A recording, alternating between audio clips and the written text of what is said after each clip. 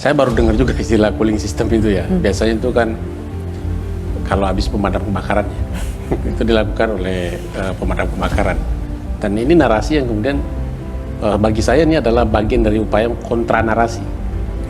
Jadi dia nggak melihat pesan, selalu yang dilakukan adalah kill the messenger. Yang dibunuhnya itu adalah pemberi pesan. Ya. Jadi begitu ada akademisi yang kemudian bersuara, mau dibikin narasi tandingan oleh akademisi yang lain. Dan caranya bagi saya kasar gitu ya. Mestinya kan organik aja gitu. Ya silakan dalam member akademik, silakan aja kalau ada yang mau berbeda pendapat, ayo sama-sama bersuara. Pakar hukum tata negara, Charles Simabura, menyebut pemerintah sedang melakukan pemadaman terhadap api yang dinyalakan oleh para guru besar di beberapa kampus. Cooling system yang biasa dilakukan oleh pemadam kebakaran, kini dilakukan oleh negara. Dan yang dilakukan hari ini dengan meminta para rektor dan dosen memberikan statement positif terhadap Jokowi. Yang dilakukan negara hari ini adalah kill the messenger, bunuh si pembawa pesan. Artinya, jika ada akademisi yang bersuara, dibuatlah narasi tandingan oleh akademisi lain, dan itu terlihat kasar. Kenapa tidak dibuat organik saja dengan tanding argumen di mimbar akademik? Tapi kan perbedaan pendapat itu ternyata dikondisikan. Ini yang kemudian menjadi menarik begitu. Dan itu jadi lucu ya, kalau kita baca medianya itu, semua itu seperti template saja. Bahasa yang disampaikan sama begitu ya. Nah, pertanyaan berikutnya, kalau itu yang dilakukan, sebenarnya siapa sih yang menggerakkan dan digerakkan itu? Ya. Ini kita yang bergerak ini seolah diklaimnya partisan, digerakkan. Justru negara sendiri yang melalui aparat menggerakkan gitu kan. Dan orang-orang yang kemudian menggunakan template itu digerakkan. Jadi bagi saya sebenarnya itu tadi pas ya. Mereka nunjuk kita, para akademisi kampus, ya sebenarnya itu kalau ada 5 begini ya, 4 itu buat mereka gitu. Charles menambahkan, berbeda pendapat boleh, tapi ternyata orang yang kontra narasi tersebut adalah dikondisikan. Lucunya lagi, kalau dibaca di media, argumen kontra narasi itu seperti template, bahasa yang disampaikan sama. Pertanyaan berikutnya, kalau negara menuding akademisi ada yang menggerakkan, justru negara sendiri yang sedang menggerakkan aparat dan orang-orang yang menggunakan template itu. Sebenarnya, saat negara menunjuk para peneliti kampus digerakkan, sebenarnya 4 jari lain sedang menunjuk dirinya sendiri. Setidaknya sudah ada 14 kejadian yang kami pantau hingga hari ini, dan dalam berbagai bentuk. Ada yang pertama dicoba dibatalkan acaranya, dilarang yang punya tempatnya. Kemudian ada yang istilahnya kalau bahasa kami ini dibuat buzzer gitu. Ini kan sebenarnya kontra narasi. Dan sayangnya aparat kok membuat rektor sebagai buzzer. Ini kan merendahkan sekali. Ya, kalau dulu mungkin buzzer-buzzer via sosial media, sekarang rektor, pejabat kampus dibikin buzzer untuk mengcounter para guru besar ini. Ini menghinakan akademisi gitu.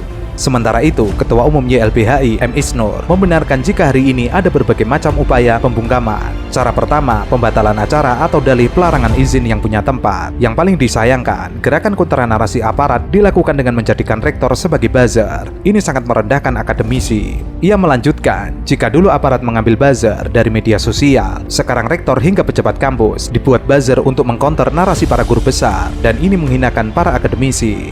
Dan dengan cara sedikit ancaman, karena kalau Anda nggak ikut, kami punya cara hukum dan lain-lainnya. Itu yang berbahaya, karena kalau nggak ikut bisa jadi kriminalisasi berikutnya. Yang ketiga, polanya adalah membuat merasa diikuti, dibuntuti. Ini ada hari ini guru besar di Sumatera Utara, dia dibuntuti, dia diikuti, dan satu kesatuan, satu angkatan. Malam ini terakhir Prof. Pascalis dari Koreha di UGM didoxing, cucunya diancam gitu di sosial media, dan kemudian semacam diserbu oleh netizen untuk mengomentari di kolom-kolom Facebook. Ada ancaman-ancaman di sana.